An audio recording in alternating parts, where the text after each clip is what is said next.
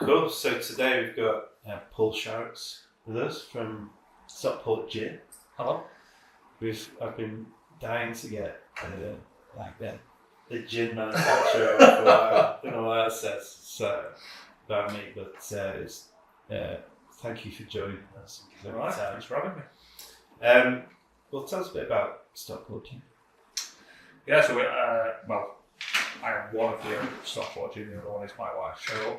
Yes. And yeah, we set the business up in November 2018. Launched our first gin in March of 2019. Right. No, the rest is history. No, it's we've always been like big fans of gins, and in particular craft gins. Right. Wherever we travel to, rather than just drink the normal stuff, we always like to find a local gin. Be that in this country or abroad, and find out who makes it, why they make it, what's in it that makes it different. But whenever we're both Stockport born and bred, and whenever you went out to Stockport and asked for the local gin, there wasn't one. No. The local gin was something from Manchester or Cheshire or somewhere further afield. Everywhere seemed to have their own gin apart from us in Stockport. Yeah. And we said for a long time someone should do a Stockport gin, and no one did it, so we did it. Did you have friends saying, "Well, you should do it"? No, we kind of just did it under the radar. I mean, we didn't tell anyone we were doing it. We cracked on. Basically, we went to a distillery in Manchester for an experience called the Gin School. Right. Where basically we went for a night, and a load of gin and tonics and cocktails whilst you're there. But you choose from about a massive range of botanicals. I think they have 30 or 40 different botanicals. Basically, you could select whatever you want. You have your own 2 litre miniature copper still, and you put your botanicals in it, and you distill your very own bottle of gin there and then on the night. You take it over the end with you. And we did this. I just fell in love with the idea of making gin.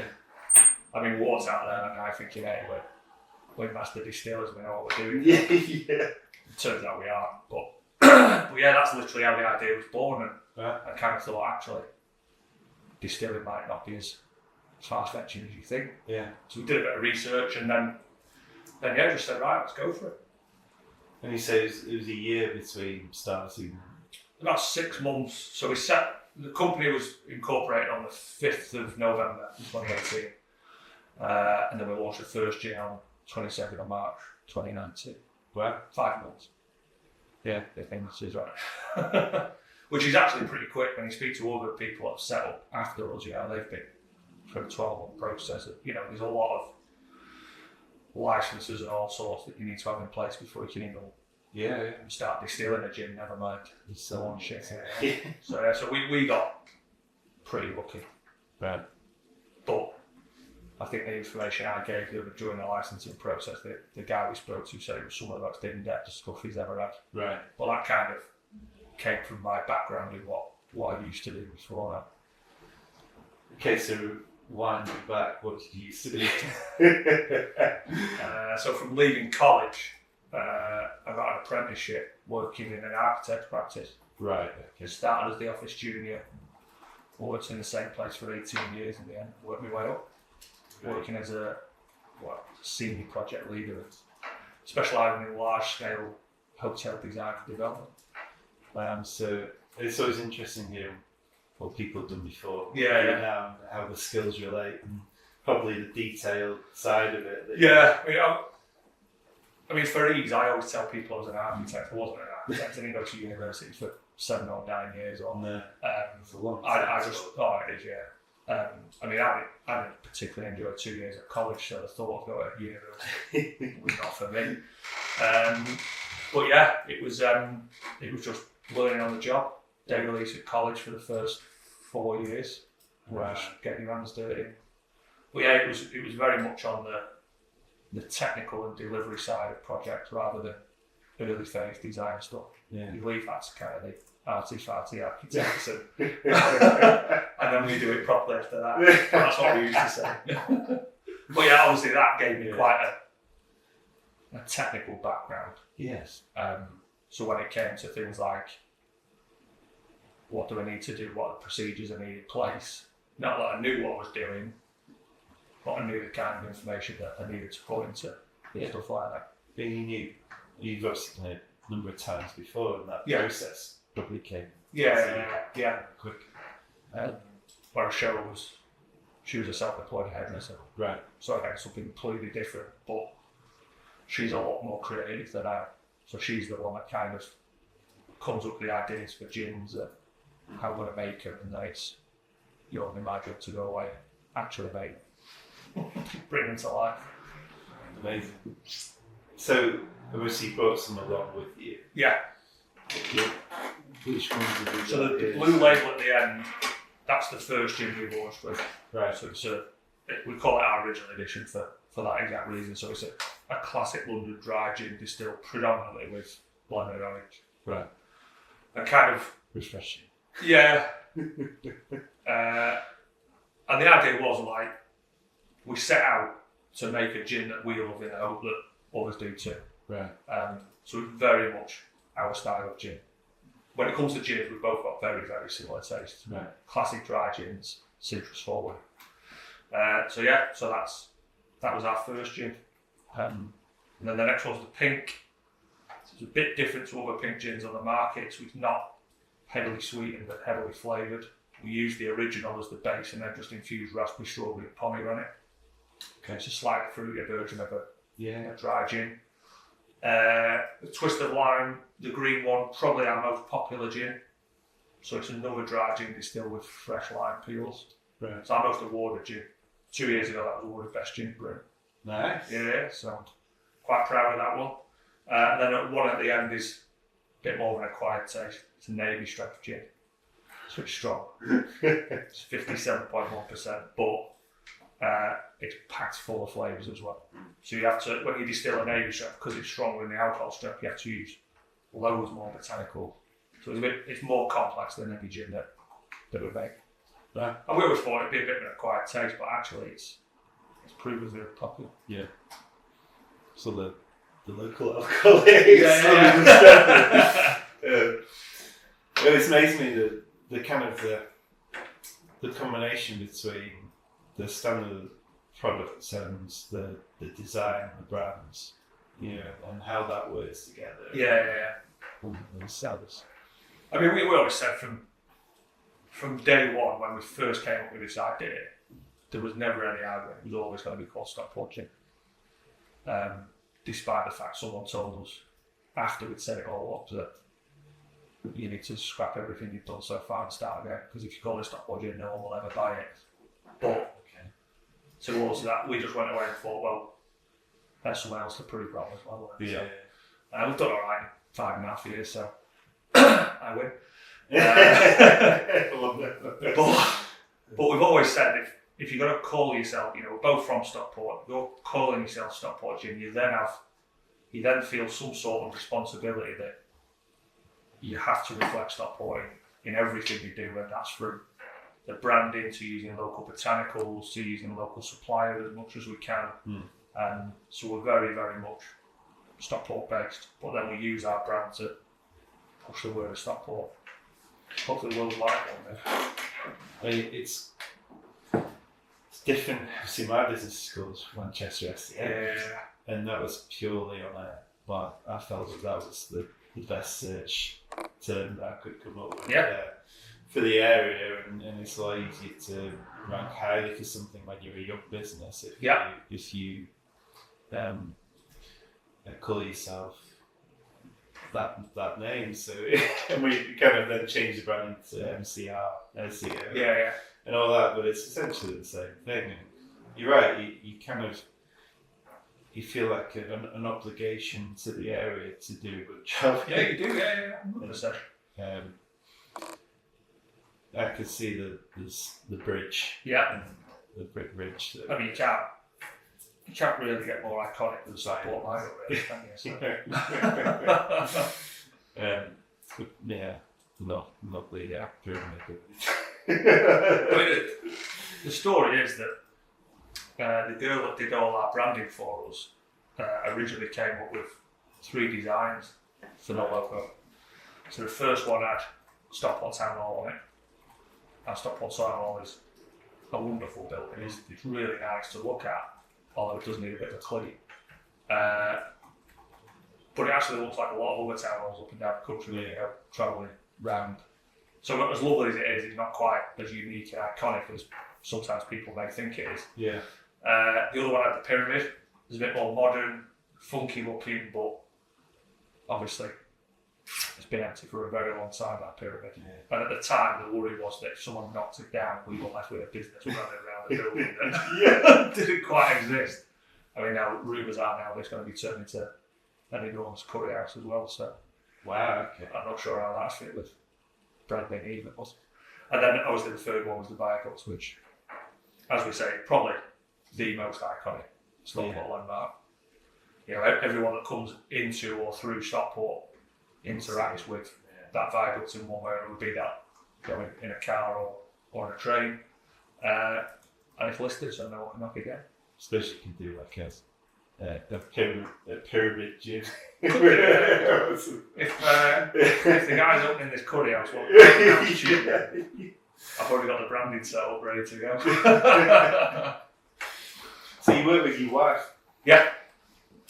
How does that work well for you guys? Yeah, people think it must be like an absolute nightmare, but the benefit we've got is that whilst we do have the same taste in gin, we've got completely different skill sets. Yeah. When it comes to working together. So, like I said, Cheryl's like very creative. She comes up with all the ideas for something. You know, she runs all the social media. She does all that side of stuff. Whereas I'm kind of distilling, bottling, labelling, hosting tours and events and stuff like that. So, whilst we work together, the interaction sometimes is, you know, we're not sat next to each other all day annoying each other. You know, we've got two young girls as well, so actually normally the way it would work is that one of us does the school drop off, the other one does school pick up, so there's a good balance there as well. Gives you the flexibility. It does, yeah. And would you have any advice for anyone else who's thinking of starting a business with the house? And so, I don't know. I mean, people always say, me and Cheryl are some of the most chilled out, laid back people that you ever meet. I was going to say. I don't think working with your other half would work for everyone. No. But we're just the type of people that actually works perfect for us. We're quite lucky. No, it's good. We obviously set this up for business owners, and hopefully at some point someone might find something useful from the different business owners that we've spoken to and their experience. And there are, lots of companies that are started by with couples that do very well. Yeah. As you say, have complementary skill sets. Yeah, I think that's what you need. You know, I think if you went into business with your other half and you both did exactly the same thing, I think that's when you end up clashing. Yeah. Because if you both do the same thing but with a different idea of how to do it, it's not going to end well. Yeah. Whereas we just do completely separate things. Yeah. So you created the original gin. Yeah. How do you then go about selling it? Like I said, most of that came through what Sharon does. So she before she was hairdresser, she's done a few different things, but she's always built her business as well through social media. Sure. And she's very, very good at doing that, creating something that people want to follow and then engage with. Again, like this guy we met very early on, who was supposed to be some sort of PR expert, he called himself. His first bit of advice was, don't call it Stockport Gin because no one will buy it. His second piece of advice was, just sell the brand. Nobody is interested in who you two are, what you two do on a daily basis. Because obviously, we're very open and transparent about what we do. People know who we are. Yeah. Our faces are all over our website, all over our social media. Because we think it's important that people can engage with us. People do want to know, especially in this industry now. You've got to be transparent and honest with people about who you are and what you do. Otherwise, you're probably not going to go very far. Yes. So it was all about building up this this following on social media, and then we launched, and then it went a bit better than we thought it was. So yeah, when we first launched, we were distilled at home in the garage. Well, And it was only ever kind of a bit of a hobby. Let's do it and let's create something and have a bit of fun. And I mean, it didn't start very well. We blew the garage up. right. But once we got over that, it was alright. So yeah, it was all. We launched at a big gin festival in Stockport Town Hall. Right. And then the website went live the next night for sales. I remember us sat there, both on our phones, thinking that is anyone actually going to buy this? Yeah. And then at like 7 o'clock when it went live, and see if they like it. So a full first batch of gin in 2 nights. Fantastic. Yeah. And then you're like, alright, this So, how can you do this? And it was great at first, you thought this is easy, so we did a lot of things like, obviously had an online shop, started doing a lot of things like makers markets, stuff like that, getting out there where people discovered us. And then at first, once your name's out there and people start talking about it, a lot of pubs, shops, bars start approaching you saying, we want to stock your gin. You think, this is great, people love it, people want it. You're asking for it. Obviously that only lasts so long. The world isn't like that. Yeah. All the time. So after that, that's when the hard work starts. Yeah. You got to start going knocking on doors and like. But again, keeping people engaged is one of the biggest things that we do. Some friends of mine said they'd seen you at the gin festival in Yeah. Manchester. Great weekend, great fun, but really hard work. Said it was very busy. Yeah. Hardly really. Yeah. He's got. I think the last one we did there was like 4,000 people over 3 sessions, Friday night, Saturday afternoon, Saturday night. Right. And obviously, it's great at the start because everyone's coming in and chatting, but after 4 hours of non-stop drinking, it's like, I know I make alcohol for a living, but drunk people really. I know a few people have stopped drinking, and they said that they realised that at a certain part of the evening, your best friends become idiots. Yeah. They're very annoying. It lasts for about an hour, and then they become alright again, and they're friendly. Yeah. But the best thing about, because the daft thing is, before we started this, we used to attend these things. We used to go to gin festivals and have a night out, and then you start working them, and it is great for like brand awareness and stuff like that. Where else can you go where you've got 4,000 people who are a fully captive audience? They're there because you like drink. They want to drink gin, so you're like, well, this is actually great.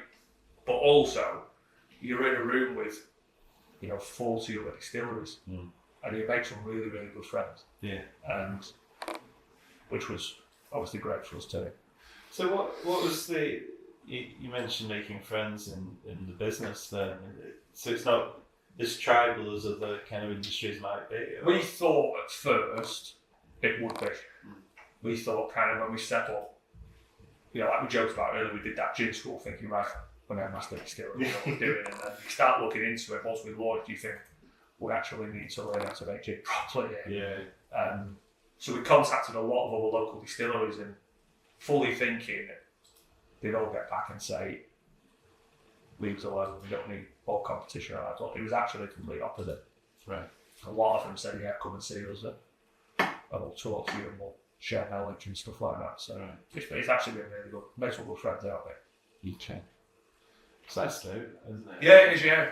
And it's almost like creates like a bit of a community feel as well, and they need help or advice and go to other people, and likewise they can come to us.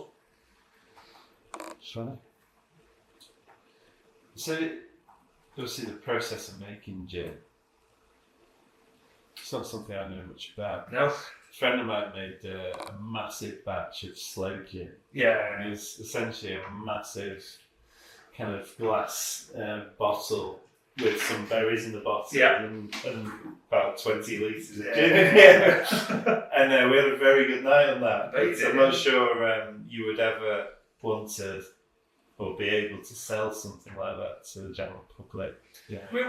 Especially at this time of year now, a lot of people always say you're going to will you make a slow gin? But I always say no. One, because I don't know where to find enough slows. Obviously, if we made a slow gin, we want to find a local source for them. But I always say that the best thing about slow gin is people are making themselves at home. Don't really need to make it. It's more fun if you make it yourself, and then you can say you've made your own slow gin. So, it is good fun, and definitely worth a try if anyone wants to give it a shot. There's loads of help online about to actually do it. But yeah, we'll never make a slow gin. We just still gin. So what are the main challenges you guys have at the moment? Where do you start? I mean, the way the world is at the moment, everything's a challenge, isn't it? Costs over the past 3 or 4 years have just become ridiculous. And with that, people have got less money in their pocket. So the first thing they stop doing is buying luxury goods. And when you look at bottles of gin, when you can buy a bottle of gin in the supermarket for 12, 15 quid, if times are hard, then people are going to do it. So our biggest task is, convincing people that you have got money, buy some decent quality gin instead of mass produced stuff. Drink less, but less fun. Exactly, yeah. Always drink responsibly.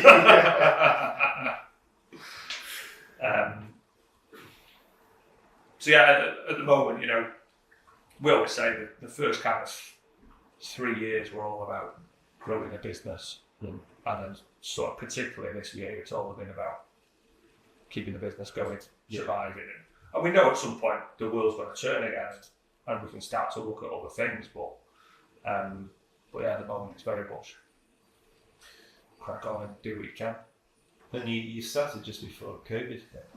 12 months before, Must have affected everything at the time. I would say that I appreciate that COVID was very bad for a lot of people, but we made the best of a bad situation. If you think back then, probably 60 or 70% of our business by then was kind of supplying to the trade. Pubs, bars, restaurants, cafes. Obviously they were all shut in the blink of an eye. And at the time, again, it's something you can joke about now, but everyone thought that first lockdown would last for about 2 or 3 weeks, and then we'd all pop out the other side and the world's back to normal, but it didn't quite work like that, did it? So we thought at the time was kind of ride it out, see what happens, and then crack up on some once normality resumes. But then very quickly realised that people's drinking habits changed significantly. And it kind of it almost created the perfect storm. The weather was incredible. If you think back to that first lockdown, it was weeks and weeks. Yes. Obviously people were locked in their houses, so they couldn't go anywhere. A lot of people actually had more disposable income. There's no commuting to work, buying your dinner every day. So people were then looking at ways to treat themselves. It's kind of the opposite to the way the world is now. Online sales just shot through the roof, and we were busier than ever. And then we got approached by a local bar who were doing kind of online drinking sessions. Chipping up the bell was. And basically they wanted to buy some of our gin off us and send it out to all their customers who were on these sessions. Kind of talk about our gin. It's great effort. It was, but Cheryl, again, the way Cheryl thinks, she said at the time, why are we selling our gin for someone else to talk about it? Why are we not talking about our gin? Right. And then we thought, right, well, why don't we start doing like virtual tasting nights? Correct. So we did. We'd sent out, at the time we had 3 gins, so we'd send out a pack of 3 miniature gins, 3 cans of tonic, some dried garnish, and an invite to an online taster session. Yeah. Private invites. And we did the first one to about 40 friends and family. Did them every other Saturday night through lockdown. By the end we were doing to like 300-400 people at it. Wow. But I think it's a bit of doing to actually do that. You can talk about putting that together and doing it, but actually executing that. Yeah. I mean, we did. I remember one night we did one on Zoom. And it's the only time that you know, Zoom. Yeah. It was like trying to control a reception class of kids. It was absolute chaos. People unmuting themselves. So we ended up doing it on Facebook Live. Right. In a private group, and that way it was only ever a one-way interaction. Right. It was a bit weird because at times you thought, we're talking to a camera here. Yeah. Is anyone actually on the other end of it? But people could interact through comments, but it meant that there was no. Sure. The only way people could talk was a lot of people saying now, you know, they had us set up on like the laptop, and then they had another laptop, and they were doing their own little Zoom session with the mates who were doing it at the same time.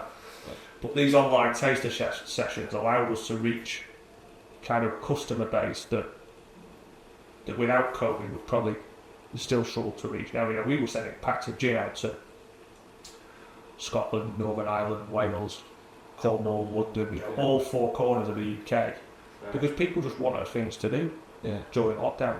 And then, you know, once one person hears about it, and again, word of mouth on social media kind of just grew and grew. And yeah, I've got a picture somewhere, I'll have to dig it out. But the kitchen table at home was just full of miniature bottles at the time that we then had to pack up. You know, we're taking sacks and sacks to the post office on a Wednesday to send out to arrive in time for Saturday with people. Amazing. But it was good fun. And that, as I say, that allowed our customer base to grow massively. Obviously the business then grew along with it, and it got to the point where we just completely took over the house, so we need to just find somewhere bigger and better to do what we do. And then that then forms the basis of how we now run our distillery tours. Right. So always it worked well. Yeah. Fascinating. I mean, I started my business during COVID. COVID gave me the opportunity to network. Not really have the pressure of having to be in sales straight away. Yeah. You were talking she could do. And then you're joining lots of online networking groups all around the country, and meeting people. I probably wondered where. In fact, it was 3 or 4 years before I met the client that was local. They were all. I really Malaga before I had one in Stockport, which is it's really bizarre.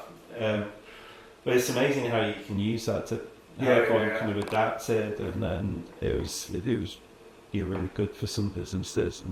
Yeah, obviously a lot of businesses didn't make it through COVID for different reasons, and that's why I always say, listen, appreciate that it was bad for a lot of people, but yeah, we did alright on it. Yeah. I actually used a Facebook group to do a SEO training course. Yeah. It's a similar thing, really. Yeah.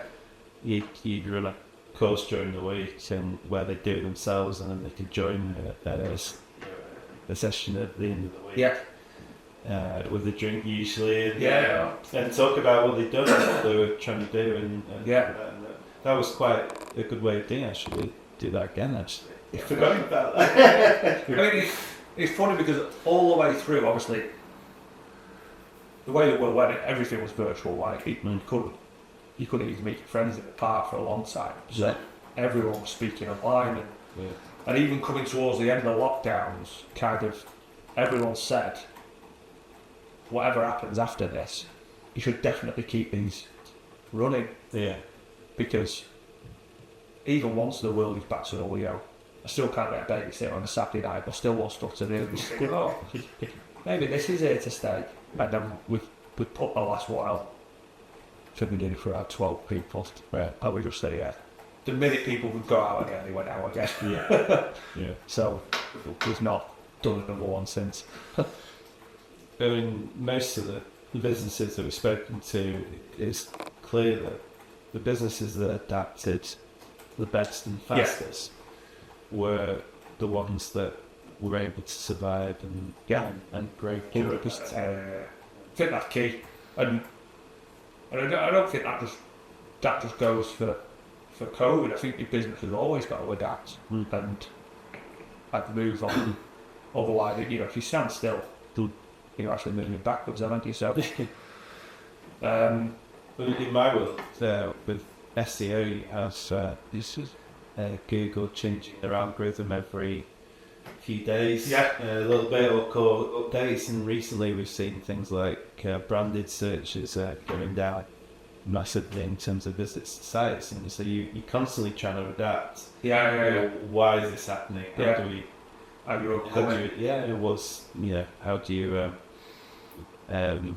you do the best for your clients?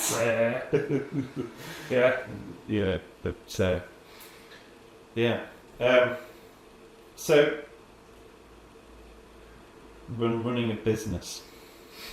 So you go from working within a business, and obviously you've probably seen quite a lot of changes and observe people running the business as you are, and then getting involved in helping them and stuff like that. Did any of that?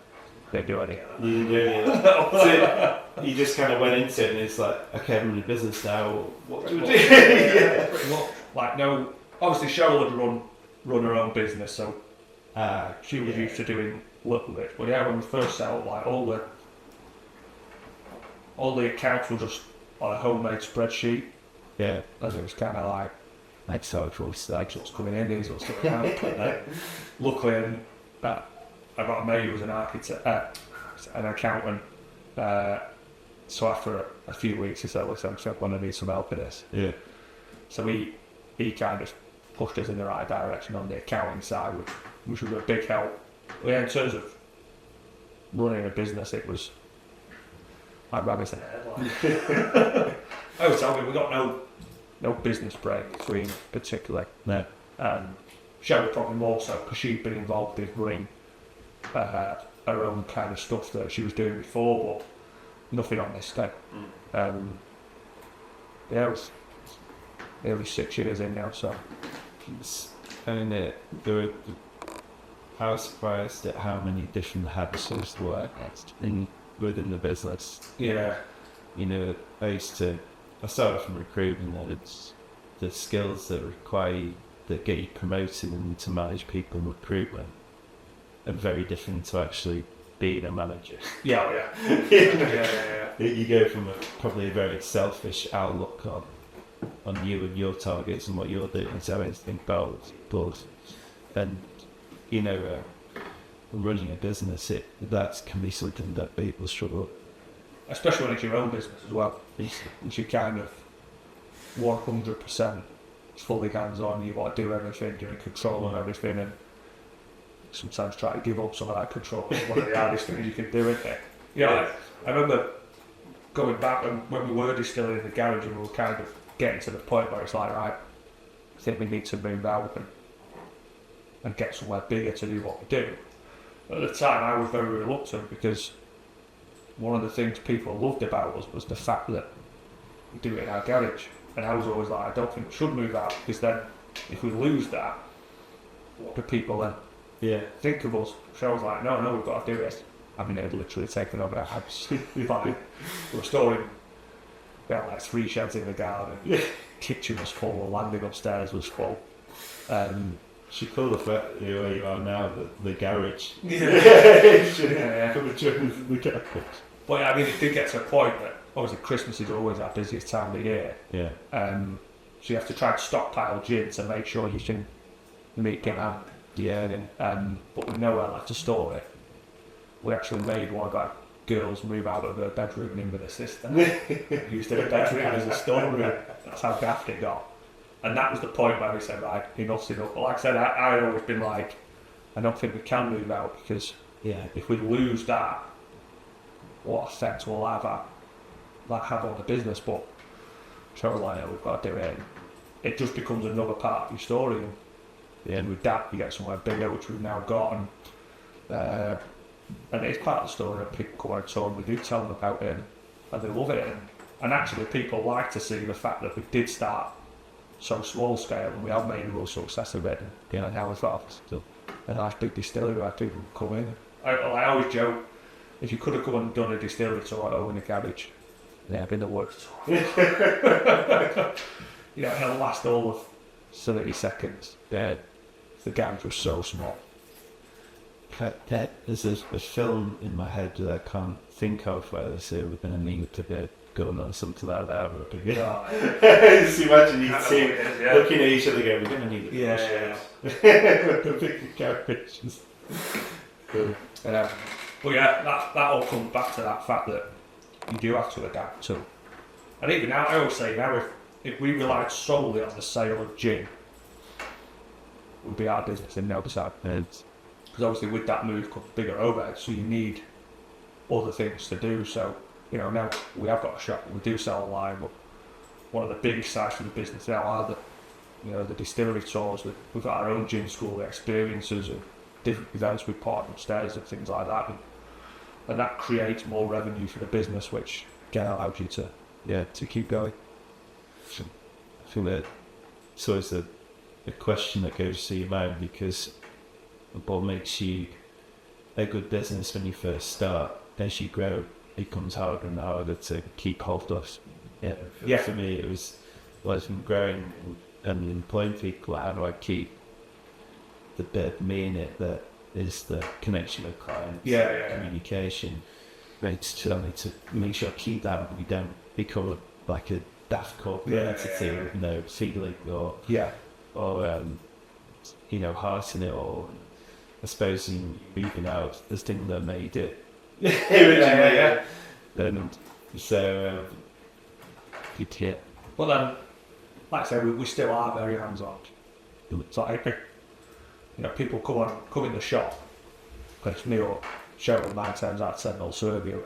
Come on a tour, it's me that's talking to you, and it's not just some a rep or someone that's employed by us to read a script, which we tried before and had a couple of people do it, and it went well, but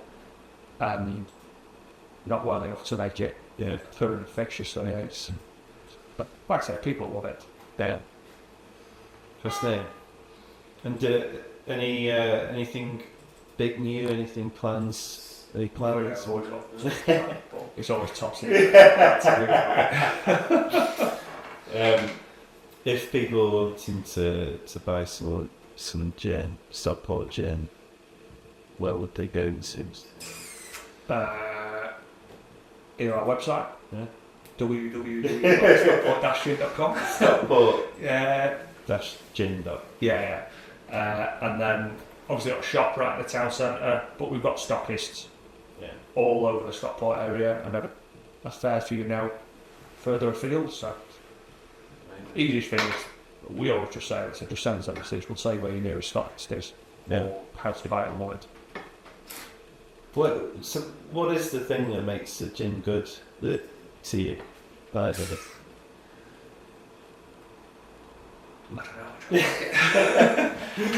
Especially you got to taste it, haven't you? Does it taste good? It does. Oh, I always say you're asking the wrong person. Of course it tastes good. I'd say it tastes rubbish.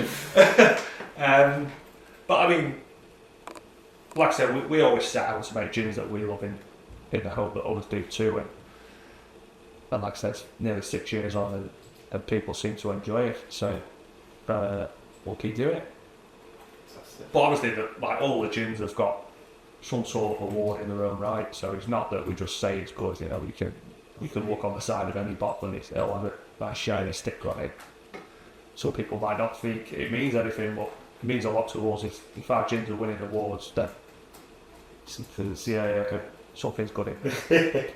But we always say, you can have the nicest looking bottle and the most elaborate looking label, but if the liquid inside the bottle is no good, then no one's ever got to buy it again. Whereas as long as the gin inside the bottle is good enough, you'll get decent repeat business from it. And we've always seen that for either trade stockists or but the customers in the public, dead.